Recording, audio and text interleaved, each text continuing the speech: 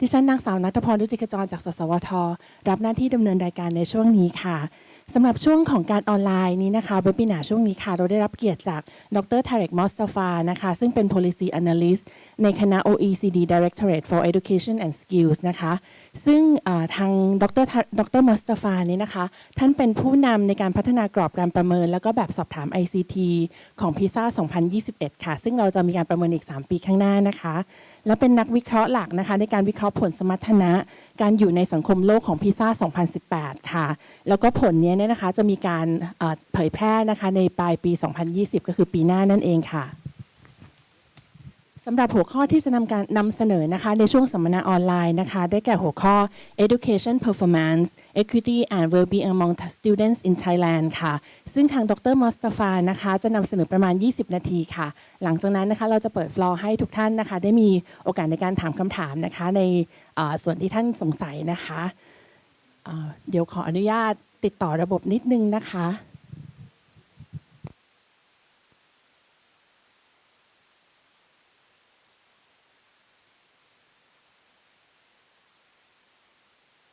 Morning, Dr. Mostafa. Could you hear me? Good morning. Good morning. Hi. Welcome to webinar session. Greeting from Bangkok. Hello. Well, hello.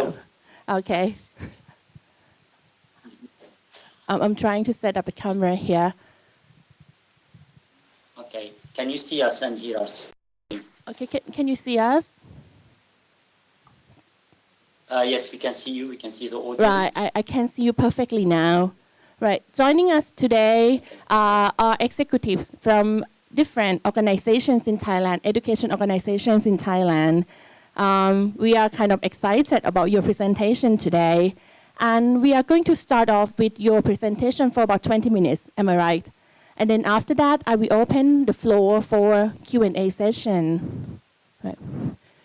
So Okay. So without further ado, ladies and gentlemen, Dr. Tarek Mostafa.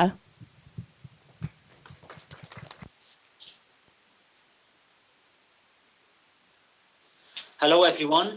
Your Excellencies, honorable guests, ladies and gentlemen. It's my honor to be with you today for the launch of the PISA 2018 results. So my presentation will focus on the results from 3 reports that have just been published today by the OECD. So those reports cover the performance of students, equity in education, and students' well-being. So for those who are not very familiar with PISA, PISA is the program for international student assessment. In 2018, we assessed more than 500,000 students, representative of 32 million 15-year-olds around the world in 79 participating countries and economies. So those students took a test in reading, which is the major or the main domain, and also in mathematics, science, and global competence. So I'll start with some results about Thailand from, focusing mainly on students' performance. So, but before that, we need to put the results into context. So on this first graph, you can see a scatter plot of average performance in reading and GDP per capita. And you can see that at the lower left side, you have developing countries. So basically countries that have lower GDP per capita and lower performance. While on the top right-hand side, you have rich developed countries with high GDP and high performance. So whenever we do a comparison between countries, we need to be fair in terms of comparing countries that are at a similar stage of their economic development. So here, as you see, I have put the flag of Thailand, that of Malaysia and Indonesia. And so 2 neighboring countries. And in this graph, you could see a scatter plot of average performance in reading and spending on education. And basically, you could see that for countries on the left-hand side, so the bottom corner, these are countries where spending makes a difference. And you see that the relationship is increasing. So the more you spend on education, the higher the performances are. While on the top right side of the graph, you have countries where spending is more or less similar, but it's not about actually increasing performance. It's not about spending, but rather about the distribution of these resources. Another thing to know about Thailand before we get into the results is the coverage rate. So in Thailand, only 70% of 15-year-old students attend school. So 30% are out of school children. And that in comparison, I mean, is similar to Malaysia, but it's lower than, for instance, in other developing countries, and also in developed countries where the percentage is much higher. So you see in Germany, it's almost 100% of 15-year-olds are in school. Now, average performance in reading. So basically, Thailand scored, I think the score was 393. It's well, below the OECD average, but at a similar level to other developing countries like Malaysia and Indonesia. And actually, Thailand scores at same level almost as countries like Saudi Arabia and Qatar, which are much, and I mean, wealthier than Thailand. So it's not, I mean, Thailand is more or less a middle-ranking country among developing countries. The same picture emerges for mathematics. So Thailand actually scores also, is below average, but scores at the same level, for instance, as Mexico, which is an OECD country, at the same level as Qatar, which is a wealthy and high GDP country. A little bit lower than Malaysia and a little bit higher than Indonesia. The same picture emerges for science. So performance is similar to Mexico, Qatar, slightly lower than Malaysia, a bit higher than Indonesia. So now let's move on to some of the factors that are correlated with performance in the reading test. So one of them is learning time. So how much time they spend learning. And when you see in Thailand, they spend much more time learning at school and doing homework after school. So in Thailand, they spend about 55 hours a week, while in Finland or Germany, they spend about 35 hours a week. However, when we look at productivity, so this is like the performance scores divided by the number of hours spent learning is rather low in Thailand. So they spend a lot of time, but they do not reach the high performance that, for instance, students in Finland and Germany reach. So this is something to think about, actually, how students' time is being spent and what are they doing in this time? What are they learning? So now moving on to student proficiency in reading. So the PISA scale of performance in reading is divided into different levels. So going from level 1 and below, which is the base level of proficiency, and going up to level 5 and 6, which are considered to be, so those who perform at those levels are considered to be high and top performers. So in Thailand, basically, 60% of students perform below level 1. So they are low performers, while about 40%, so 20% perform at level 2 and another 20% below perform above level 2, but very few actually reach the top levels of performance, which is level 5 and 6. So in terms of trends, over the last 3 years, from 2015 to 2018, Thailand was among the countries where performance in reading has declined. So the performance has declined by about 15 points. This happened in Indonesia. So there was a decline of 25 points. But I think in Indonesia, the coverage has increased over that period. So that could actually explain some of this decline. So this actually, Thailand is one among few countries, so Korea and the Netherlands, where performance has been declining at an increasingly negative rate. So this is something to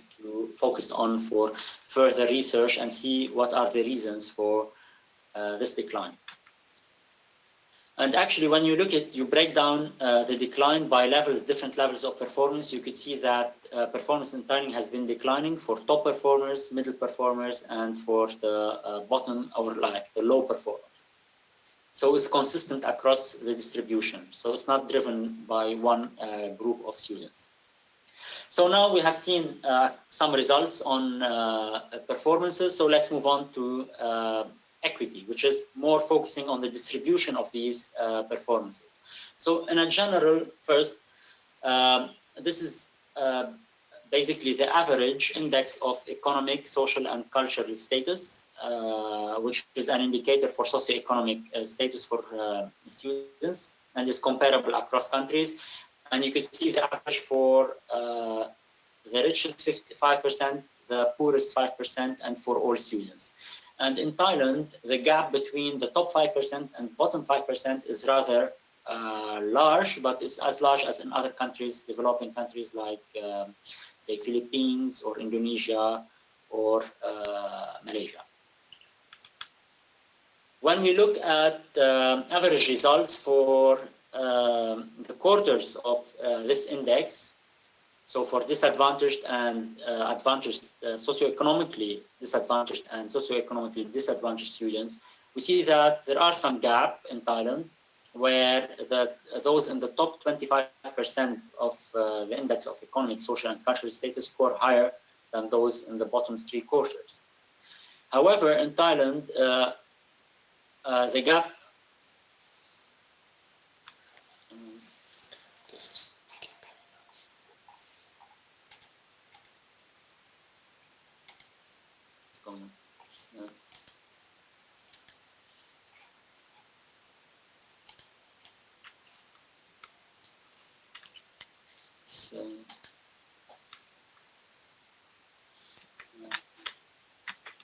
sorry for that. It's,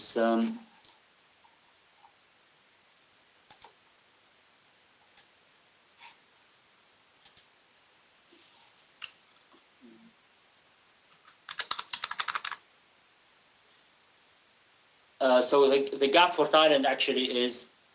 much lower than in other countries. So you can see that even developing countries, they have much bigger gaps between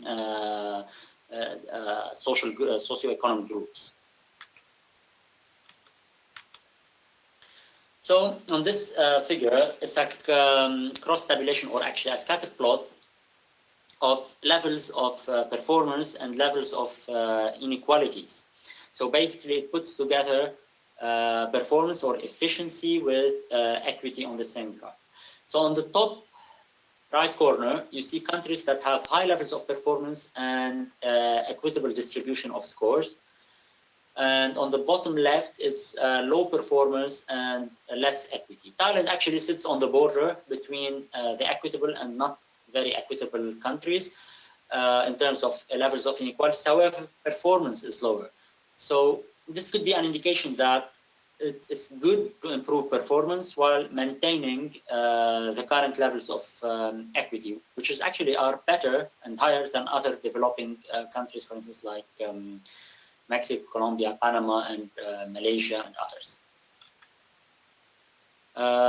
Now moving on to academic resilience. So this is the proportion of students who come from a disadvantaged socioeconomic background but still score in the top quarter of performance within their own country. And this shows that, you know, poverty is not destiny. So someone who is born in a disadvantaged family might still achieve higher performances. And in Thailand, actually, the picture is quite encouraging because 12% of students from a disadvantaged background reach the top quarter of performance in that country. And it's higher than in Malaysia, and it's higher than other countries, even, for instance, Germany, Argentina, and many other countries. But at least in this sense, this is like an encouraging, positive result. Now, the percentage of students exhibiting a growth mindset. So students in PISA were asked whether they think their intelligence is a determining factor in their performance and whether their circumstances are fixed and cannot be changed. And obviously, those who say that intelligence is not important and that's more about hard work are those who have a growth mindset and who would put effort into studying.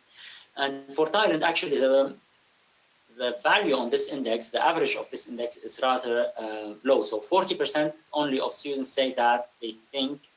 that their circumstances are not fixed and can be changed, in comparison with 75 or 80% in Denmark, Germany, and Estonia. So this is something to think about, that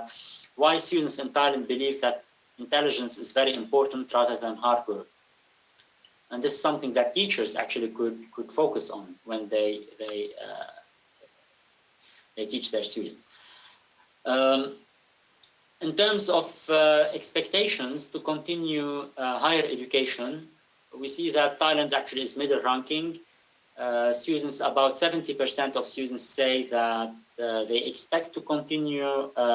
their higher education degree or pursue a higher education degree. And actually you can see that it's not really the lack of ambition that's keeping Thai students down, but rather it's performance. So they have the ambitions, but they not necessarily do have the levels of performance that other countries might have. In terms of gender gap,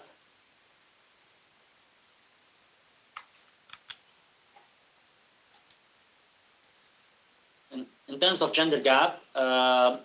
in general, in all countries, girls outperform boys in reading. And this is also the case in Thailand, and the gap is rather is high. So girls outperform boys by about 40 points, and it's higher than in Malaysia and in Indonesia. And yeah. So now moving on to the last volume of the 3 volumes that have just been published. It focuses on student well-being and at school and in general. So this is the index of discipline and climate. So students were asked what do they think about discipline in their classroom, and the information was used to create an indicator. For Thailand, actually, it's rather high. And this actually is an encouraging message, because it shows that students perceive that their classrooms are disciplined and orderly, which is good for learning. Because we know that disciplinary climate is highly and positively correlated with performances. Student exposure to bullying. So students were asked whether they experience bullying in their school at least a few times a month. In Thailand, about 27% of students said that they are.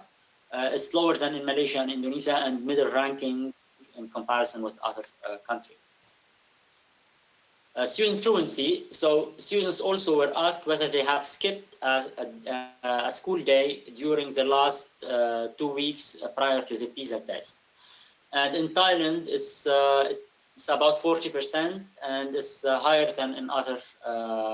countries, comparable countries, Indonesia, Malaysia. And this is also an issue that needs to be looked into, why students tend to skip school. However, in terms of arriving late to their classroom, Thailand actually is on the low side. So very few students, here it's 40% of students arrive late, but it's much lower than in other countries. So it seems that students do skip days of school, but they arrive on time when they show up. In terms of teacher support, the findings are also positive for Thailand. It shows that students perceive that they receive support from support and guidance from their teachers, and this is comparable to other countries and higher than the OECD average. So this actually is positive news, that teachers are supporting their students. And finally, in terms of life satisfaction, so students were asked whether they are satisfied with their lives in general, and to give a score going from 0 to 10. And those who said that they are, so they gave values between 7 and 10, are the ones who were considered to be very satisfied with their lives. And in Thailand, more than 70% say that. And actually, Thailand is this is a positive message. students tend to be satisfied with their lives, and the levels are slightly higher than Indonesia, but much higher than in Malaysia and some actually developing and rich countries and economies like Hong Kong, Chinese Taipei, United Kingdom, and others. So thank you very much, and I'm more than happy to take questions from the audience. Thank you very much, Dr. Mostafa. Let me wrap it up for the audience a bit, and then we get back to you later on. This moment. ค่ะสำหรับที่เป็นวันนี้นะคะที่ทางดร. Tarek นะคะได้กล่าวเกี่ยวกับผลการประเมินนะคะโดยภาพรวมเนี่ยนะคะก็พบว่าจริงๆแล้วเนี่ยค่ะในส่วนของประเทศไทยอะค่ะก็จะอย่างที่เห็นนะคะในกราฟอะค่ะก็จะมีการลดในประมาณหนึ่งนะคะแต่ว่าส่วนของข้อดีที่เราเห็นเนี่ยนะคะว่าแม้ว่าจะมีในส่วนของการที่มีการลดของจำนวนnegative นะคะเป็น negative trend นะคะแต่เราก็พบว่าของประเทศไทยเนี่ยนะคะมีคนที่เรียกว่าเป็นในระดับที่เป็นช้างเผือกนะคะหรือว่าที่เขาเรียกว่า academic resilience นะคะมีประมาณ 12% นะคะซึ่งก็เป็นตัวเลขที่น่าพอใจนะคะแล้วก็ทีนี้เนี่ยในส่วนของที่เมื่อกี้นะคะทางท่านประธานกรรมการพิซ่าแห่งชาตินะคะคุณหมอธีรเกียรติได้พูดถึงว่าในส่วนของ growth mindset เนี่ยค่ะมันเป็นสิ่งที่จริงๆแล้วเนี่ยเด็กๆควรจะมีนะคะแล้วก็เพราะมีการถามคำถามอะค่ะในส่วนของพิซ่าเนี่ยนะคะครั้งนี้ค่ะถามว่าความฉลาดเนี่ยเป็นสิ่งที่เปลี่ยนแปลงได้หรือเปล่านะคะแต่ว่าเด็กเพียง 43% เนี่ยนะคะที่รู้สึกว่าความฉลาดเนี่ยมันเป็นสิ่งที่ถ้าเกิดมาพร้อมกันกับความฉลาดก็จะฉลาดแต่ถ้าไม่ได้ก็คือก็จะไม่ได้เลยนะคะคือเด็กไม่ได้มองเห็นว่าเนี่ยความฉลาดเนี่ยกับhard working นะคะคือการทำงานหนักการเรียนให้หนักนะคะความขยันเนี่ยมันมาพร้อมกันซึ่งจะทำให้ตัวเองเนี่ยเปลี่ยนชีวิตได้นะคะซึ่งพบว่าในประเทศ OECD เนี่ยค่ะมีเปอร์เซ็นต์ในเรื่องของ growth mindset ค่อนข้างสูงนะคะแต่ว่าประเทศไทยเนี่ยค่ะก็จะมีเพียง 43% นะคะก็อาจจะเป็นหน้าที่ของทางคุณครูนะคะในการที่จะช่วยปลูกฝังในส่วนของเรื่องของ growth mindset ให้กับเด็กๆนะคะแล้วก็เป็นที่น่ายินดีนะคะสำหรับเด็กนักเรียนหญิงของไทยนะคะพบว่า gender gap นะคะของประเทศไทยค่ะก็นักเรียนหญิงนะคะจะทำคะแนนได้มากกว่านักเรียนชายค่อนข้างสูงนะคะโดยเฉพาะในทางด้าน reading เนี่ยค่ะก็จะประมาณสูงกว่าประมาณ 40% เชียวนะคะตรงนี้ในส่วนของที่เป็นสภาพแวดล้อมโดยทั่วไปของการเรียนเนี่ยนะคะก็พบว่านักเรียนไทยนะคะหลายๆในประมาณสักประมาณ 28% นะคะก็พบว่ามีการถูกเพื่อนกลั่นแกล้งนะคะภายในโรงเรียนอันนี้ก็อาจจะต้องมีการฝากในส่วนของโรงเรียนนะคะในการที่จะช่วยดูแล้วก็อีกอันนึงที่ค่อนข้างที่จะโดดเด่นนะคะสำหรับประเทศไทยก็คือเป็นเรื่องของการโดดเรียนของนักเรียนนะคะพบว่ามีการโดดเรียนมากกว่า 40% ซึ่งมากกว่าประเทศในอาเซียนนะคะแล้วก็มีการมาสายก็ประมาณเดียวกันนะคะประมาณ 40% แต่ส่วนที่ค่อนข้างที่จะดูแล้วเป็นเรื่องที่ดีนะคะสำหรับคุณครูและก็สำหรับโรงเรียนนะคะก็คือว่านักเรียนไทยเนี่ยได้ตอบคำถามนะคะได้ตอบแบบสอบถามแล้วก็พบว่าได้รับความช่วยเหลือนะคะหรือว่าได้รับคำแนะนำจากคุณครูเนี่ยนะคะมากถึง 70% ก็แสดงว่าสภาพภายในโรงเรียนเนี่ยดีนะคะแล้วก็สามารถที่จะเป็นการส่งเสริมการเรียนให้กับนักเรียนด้วยนะคะแล้วก็นอกจากนี้เนี่ยจากการเข้าใจว่าคงจะเป็นเพราะจากการที่ในโรงเรียนนะคะมีสภาพที่ดีนะคะก็เลยทำให้น้องๆนักเรียนที่ตอบแบบสอบถามเนี่ยนะคะพบว่ามีความพอใจนะคะในชีวิตเนี่ยนะคะก็คือมีการตอบแบบสอบถามให้คะแนนมากกว่า7คะแนนเนี่ยนะคะเต็ม10คะแนนเนี่ยมากกว่า 70% ซึ่งมากกว่าประเทศใน OECD เสียอีกนะคะ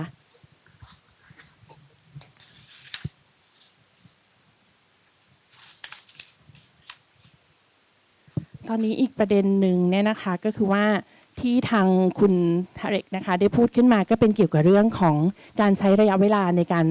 รเล่าเรียนนะคะไม่ว่าจะเป็นการที่อยู่ในห้องเรียนหรือว่ากลับบ้านนะคะไปทำการบ้านเนี่ยนะคะก็พบว่าในของประเทศไทยเนี่ยค่ะใช้เวลาค่อนข้างเยอะนะคะใช้เวลาประมาณ55ชั่วโมงต่อสัปดาห์ในขณะที่ประเทศอย่างเยอรมนีนะคะเป็นตัวอย่างนะคะก็จะใช้เวลาเพียงแค่35ชั่วโมงอะค่ะแต่ทีนี้ก็จะเป็นคำถามที่ถามขึ้นมาว่านะคะว่าproductivity อะค่ะก็คือว่าผลจากการที่เราตั้งใจเรียนกันขนาดนี้เนี่ยนะคะในประเทศที่เป็นอย่างประเทศ OECD หรือประเทศที่พัฒนาแล้วนะคะเขาใช้เวลาเรียนเพียง35ชั่วโมงต่อสัปดาห์นะคะแต่ว่าทำไมประเทศไทยใช้เวลาถึง55ชั่วโมงเนี่ยแต่ยังทำให้ผลการ productivity ยังไม่ดีเท่าที่ควรนะคะอาจจะต้องมีการมาหารือกันสักนิดนึงนะคะว่าควรจะต้องทำอย่างไรนะคะที่จะทำให้ส่วนตรงนี้เนี่ยดียิ่งขึ้นนะคะ แล้วก็อีกส่วนหนึ่งเนี่ยนะคะที่พูดถึงก็คือเป็นเรื่องของการที่ทางคุณทาเรกใช้คำว่า equity นะคะก็คือเป็นความเท่าเทียมกันแล้วก็การที่เข้าถึงในส่วนของทรัพยากรต่างๆเนี่ยนะคะก็พบว่าจริงๆแล้วค่ะประเทศไทยจะอยู่ในส่วนของการที่มีการใช้คำว่า GDP ต่ำนะคะแล้วก็ GDP ค่อนข้างต่ำแล้วก็ผลการเรียนเนี่ยก็ค่อนข้างต่ำนะคะแต่ว่าทีนี้เนี่ยก็มีหลายๆประเทศนะคะที่ก็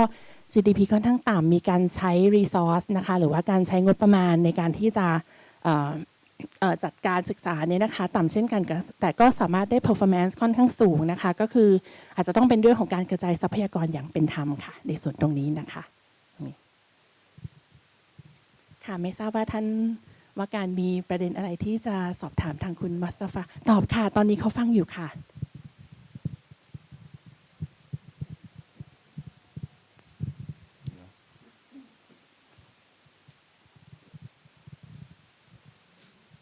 Hello, Dr. Mostafa. His Excellency Mr. Nathapon Tipsuwan, Minister of Education, is going to have some questions for you. Are you still here with me? Okay. Okay. Just a moment. Okay. Good afternoon. Thank you for your detailed report. In a nutshell, if you were to give recommendation to Thailand based on the results that we have seen and directions that we should take, what would be a few points of recommendations that you can give us? Thank you.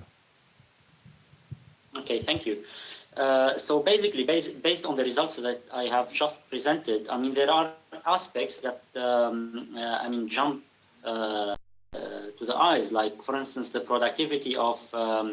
the time spent studying. So the students in Thailand spend a lot of time, but performance is not as high as in other countries, while in some other countries, it's just the other way around. They spend less time, but they have higher achievements. So this is like an invitation actually to look more in depth into what happens. So what are they doing? What are the students doing? What are they studying? How their time is being organized. We have actually, for instance, an issue with curriculum overload, that sometimes students are studying too much or spending too much time studying different things,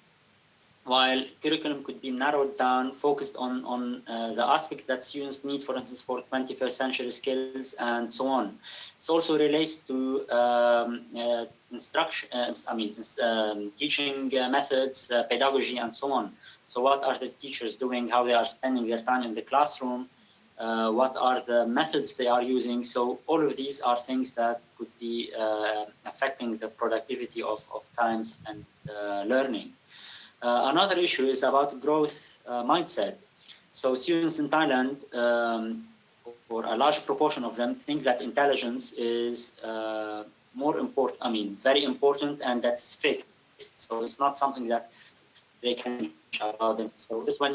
people say that I'm good in math. Why? Because, it's like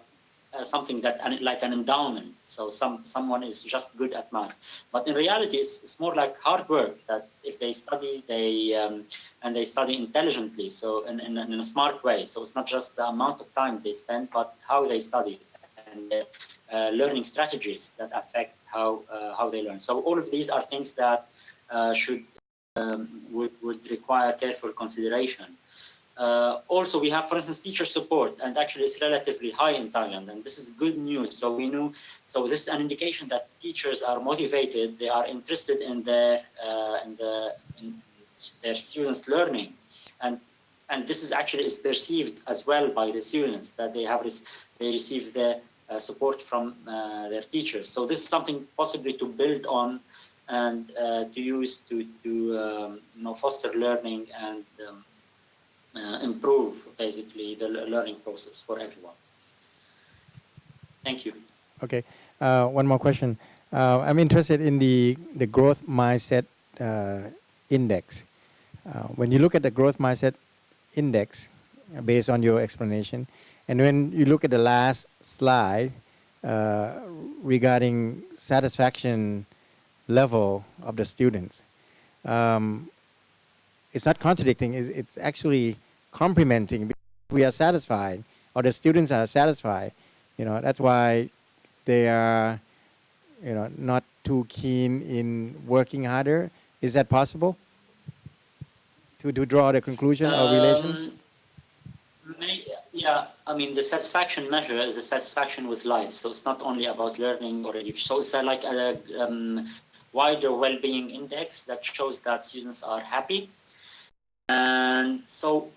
it might be actually in some countries, for instance, especially in East Asia, so in Japan, Korea, and Hong Kong, China, we see that they have high levels of performance but low levels of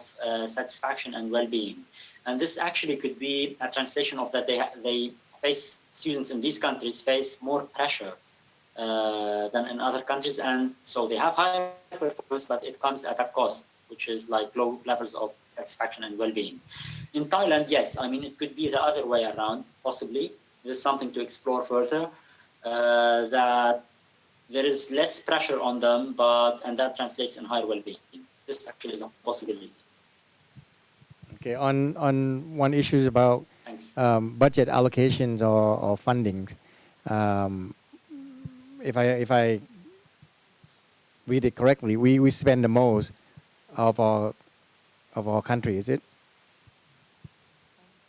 Almost, and then we're not yielding. So it's not yielding the positive results. Yes. So basically, Thailand is. So if I can go back to the, yeah. So this chart. Basically, Thailand is among the countries where spending makes a difference. So if you spend more on education, performance is likely to increase. While in countries like Finland or United Kingdom and so on, it's not about the level of spending, but it's more about the distribution, where the money goes, on which policies and so on. But in general, especially in actually, it's not only in Thailand, it's in developing countries in general, that spending more on education, increasing the coverage, for instance, this is something important.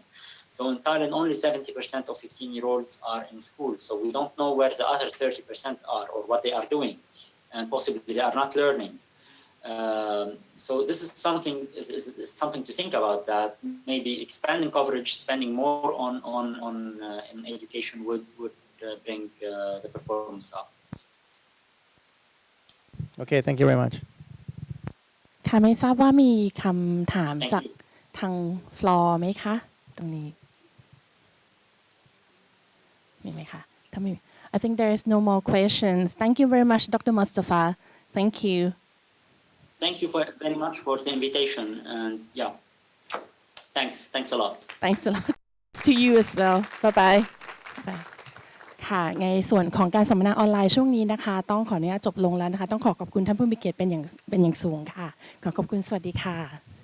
ไงขอเชิญอาจารย์สุภรานะคะเป็นพิธีการหลักค่ะขอบคุณค่ะขอบคุณดร.ณัฐพรนะคะเป็นอย่างสูงนะคะแล้วก็ในช่วงนี้นะคะเรายังมีพิธีการนะคะก็คือการถ่ายรูป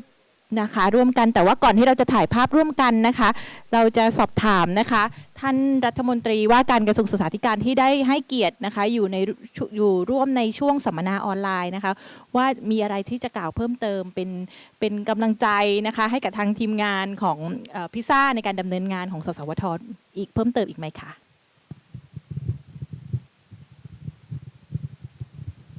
ก็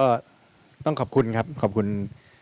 คณะกรรมการทุกคนนะครับทุกคนที่เกี่ยวข้องนะครับในการขับเคลื่อนการประเมินผลPISAนะครับแล้วก็ในช่วง3 ปีที่ผ่านมาแล้วก็ทุกช่วงที่เราได้มีการเว้นว่างไว้จากการสอบนะครับผมคิดว่าเราต้องมาทำความเข้าใจกับบริบทของการสอบPISAนะครับแล้วก็พยายามเอาไปพัฒนาประเทศas a whole นะครับคือไม่ได้ว่าประเมินหรือพัฒนาเพื่อประโยชน์ของการสอบผมคิดว่าอันนั้นถ้าเราทำตรงนั้นเนี่ยมันไม่ได้บรรลุจุดประสงค์อย่างที่เราต้องการผมคิดว่าเราทุกคนต้องการเอาผลการประเมินตรงนี้เนี่ยไปขับเคลื่อนแต่ในขณะเดียวกันเนี่ยจากประสบการณ์ของท่านที่ทำมาเนี่ยท่านก็ต้องเริ่มวางแนวทางแล้วว่ามันมีวิธีไหนที่จะทำให้ผลของเรา มันดีขึ้นนะครับโดยที่ไม่ได้เป็นการเตรียมการหรือว่าเป็นการcheat the system หรือว่าโกงระบบนะครับผมยกตัวอย่างเช่นถ้าหากผมทำได้ซึ่งผมก็ไม่ได้บอกว่าจะทำนะครับในการที่สร้างคอนเทนต์ให้เด็กมีโอกาสได้สัมผัสคอมพิวเตอร์มากที่สุดในช่วงวัยตั้งแต่ม.1 จนถึง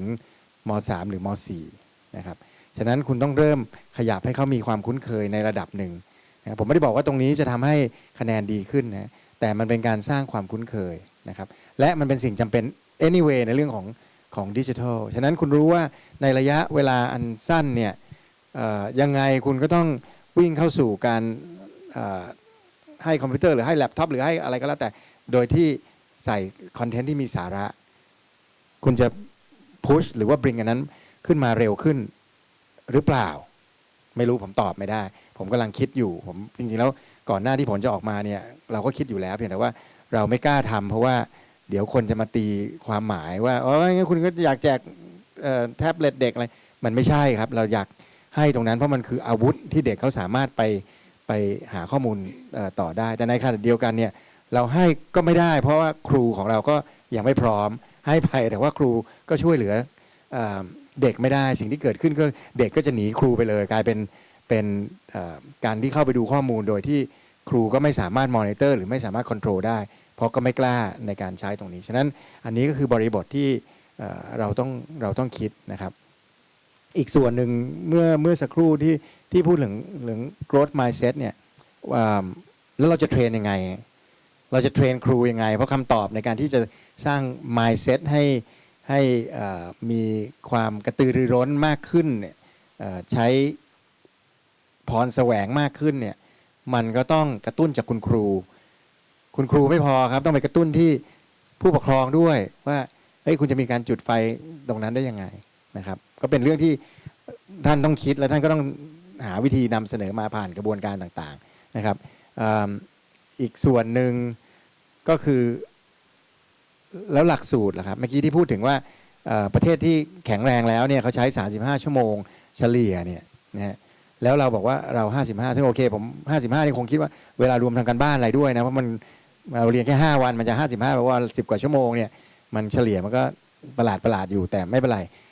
เขากำลังพูดว่าแกปที่ห่างกันเกือบครึ่งเนี่ย20ชั่วโมงหรืออะไรเนี่ยมันก็แปลว่าเราต้องปรับหลักสูตรแล้วล่ะครับหลักสูตรที่เราพูดกันไว้ว่าเราเคยไปดูยกตัวอย่างเช่นดูของโรงเรียนนานาชาติอะไรต่างๆเนี่ยที่เขาหยุดช่วงเวลาหนึ่งหลังจากนั้นก็เป็นกิจกรรมเป็นการเล่นเป็นการสร้างทักษะมีแอคทิวิตี้อะไรต่างๆเนี่ยเรากล้าทำหรือเปล่านะครับทำไปแล้วจะมีคนด่าหรือเปล่าแน่นอนมีแน่นอนผมเห็นคนที่เป็นนักวิชาการบางคนก็บอกว่าไม่อ่านแล้วมันจะรู้ได้ยังไงไม่เรียนแล้วมันจะรู้ได้ยังไงอะไรอย่างเงี้ยมันก็มีฮะแต่ถ้าเผื่อเรามั่นใจว่านี่คือแนวทางหลังที่เราเห็นเทรนด์มาสักพักแล้วเนี่ยเราในฐานะที่เราคุ้นเคยกับตรงนี้เราก็ต้องแบ็กอัพด้วยข้อมูลที่เห็นนะครับว่าแนวทางมันต้องไปทางนั้นนะเราต้องเอาพวกนี้ 2-3 ปีหลังเทสที่ผ่านมาเนี่ยเอามาวางนะครับแล้วเราไม่ได้บอกว่าเราต้องเวอร์ไปถึงขนาดลดไปถึง35ชั่วโมงเหมือนฟินแลนด์หรือเยอรมันแต่ว่าลดจากตรงนี้ไปได้ไหมนะครับมันกลับมาที่ส่วนหนึ่งก็คือเรื่องของการติวด้วยเพราะบางทีใน10ชั่วโมงที่เขาพูดถึงก็อาจจะหมายถึงว่าต้องมาติวที่บ้านต้องมาเรียนที่โรงเรียนตั้งแต่เช้าเย็นอะไรเงี้ยแปลว่าอะไรครับกลับมาที่เดิมหลักสูตรการเรียนการสอนมันไม่ตรงกับเป้าหมายมันไม่ได้เข้มข้นนะครับมาติวเพื่ออะไรเพื่อสอบนะเพราะสอบมันก็คือเป็นเทคนิคอย่างหนึ่งผมเรียนโรงไม่ทราบว่ามีท่านใดเกี่ยวกับตรงนี้ป่ะผมไปดูข้อสอบโอเน็ตแล้วผมบอกผมยังทำไม่ได้เลยผมไปดูแล้วผมยังคิดนี่ผมจะตอบข้อนี้ยังไงมีข้อที่ต้องคิดตั้ง2-3 อันนะครับแล้วผมไล่ดูหลายๆอันนะผมไม่ได้บอกว่าดูแค่อันเดียวผมดูหลายๆอันเนี่ยแน่นอนครับคะแนนมันก็ต้องออกมาไม่ดีนะครับเพราะเราไม่ได้บอกว่าถามไม่ตรงคำตอบนะแต่ว่าถามแล้วมันไม่เป็นสาระที่ขึ้นกับชีวิตประจำวันหรือแนวทางถ้าเขาบอกว่ามีการเตรียมข้อสอบที่ตรงกับวิธีการสอนแล้วก็แปลว่าถ้างั้นวิธีการสอนก็ไม่ตรงกับชีวิตจริงนะครับ ก็เป็นเรื่องที่พวกเราต้องช่วยกันครับผมก็อยากจะฝากทางนี้ไว้ว่าต้องร่วมกันแล้วถ้าอะไรที่มันซับซ้อนอะไรที่มันดูแล้วมันไม่ถูกต้องดูแล้วจากเห็นข้อมูลแล้วเฮ้ยมันน่าจะแก้ครับมันเป็นโอกาสที่เราแก้ได้ผมมั่นใจเลยว่าพวกท่านมีความรู้ความสามารถมีทักษะนะครับแน่นอนหน่วยงานถ้าเป็นหน่วยงานที่แข็งแรงที่สุดหน่วยงานหนึ่งในกระทรวงศึกษาในเรื่องของวิชาการอะไรต่างๆนะครับฉะนั้นถ้าท่านเห็นว่ายังมันมีอันนี้มันไม่ใช่นี่นะครับท่านก็ต้องปรับนะครับท่านก็ต้องเสนอทางผอ.มาว่าเฮ้ยเราขยับได้ไหมเราเปลี่ยนได้ไหมเหมือนอย่างเนี่ยจุฬาภรณ์เนี่ยกลุ่มจุฬาภรณ์เดี๋ยวผมกำลังจะผลักดันให้เป็นนิติบุคคลมากขึ้นไปอีกตอนนี้เขาเป็นระดับหนึ่งแล้วบอกคุณเป็นไปเลยครับเอากลุ่มนี้ก่อนมันมีอีกกลุ่มโรงเรียนอื่นที่สมมุติโรงเรียนบดินทร์เดชาหรืออะไรก็แล้วแต่ในกลุ่มของเขาผลักไปเลยครับเปิดโอกาสให้เขาทำเพราะเราพิสูจน์แล้วว่าถ้าหากเขามีฟรีดอมในการทำบางอย่างเนี่ยเขาอาจจะทำได้นะทำไม่ดีก็ค่อยดึงกลับมาแต่อย่ากลัวว่าโอ้เดี๋ยวถึงเวลาไปแล้วจะอะไรนะทำผิดทำนู่นทำนี่เราก็เลยไม่ทำเลยในสิ่งที่มันควรจะทำนะครับเรื่องพวกนี้ผมว่าคุณอยู่ในกระบวนการคุณก็จะรู้แม้แต่หลักสูตรการเรียนการสอนที่คุณเห็นอยู่ยอมรับว่าถามว่าดีไหมดีขึ้นไหมดีนะครับแต่มันก็มีเปลี่ยนตลอดเวลาแนวทางมันก็เปลี่ยนไปตลอดเวลานะครับอย่าต้องปรับเปลี่ยนแนวทางผมก็ยังยืนยันว่ายังไงเราก็ไม่ไปสู่หนังสือดิจิทัลมันเป็นไปไม่ได้ที่จะไปสู่นั้นยังไงก็ต้องเป็นหนังสือเป็นแอคชวลการทำในเรื่องต่างๆแต่มันต้องผสมผสานกันนะครับก็ฝากไว้แล้วเป็นกำลังใจให้ทุกคนครับแล้วผมมั่นใจว่าอีก3 ปีข้างหน้าเราอีก2 ปีข้างหน้าเรามายืนอยู่ตรงนี้นะครับเราจะเห็นอะไรที่มันเปลี่ยนแปลงแล้วก็หวังว่าเราไม่ใช่เวียดนามที่เฮ้ยทำไมคะแนนมันดีขึ้นนะอยู่ๆมันดีขึ้นได้ยังไงเพราะเราปูแนวทางมาตลอดผมคิดว่าต่างในระดับนานาชาติเนี่ยเขาเห็นนะครับในเวทีต่างๆที่เราพูดหลักฐานอะไรต่างๆที่เราพูดออกไปว่าเราจะเปลี่ยนเรากล้าทำเราปรับงบประมาณเราทำเรื่องต่างๆเนี่ยเมื่อผลมันมีออกมาในแนวทางที่มันเป็นบวกเนี่ยเราก็สามารถยืนยันได้ว่ามันมีที่มาที่ไปเพราะเรามุ่งมั่นมาตั้งแต่ท่านนายกวางเอาไว้ว่าการศึกษาไทยต้องปรับนะครับวิธีการสอนต้องเปลี่ยนนะครับคุณครูต้องมีความรู้มากขึ้นนะครับนักเรียนต้องมีอุปกรณ์มีความพยายามมีทักษะในการคิดมากขึ้นฉะนั้นมันเป็นการวางแผนทั่วทั้งระบบนะครับก็ขอบคุณทุกท่านครับขอบคุณครับเป็นกำลังใจให้ครับขอบคุณครับ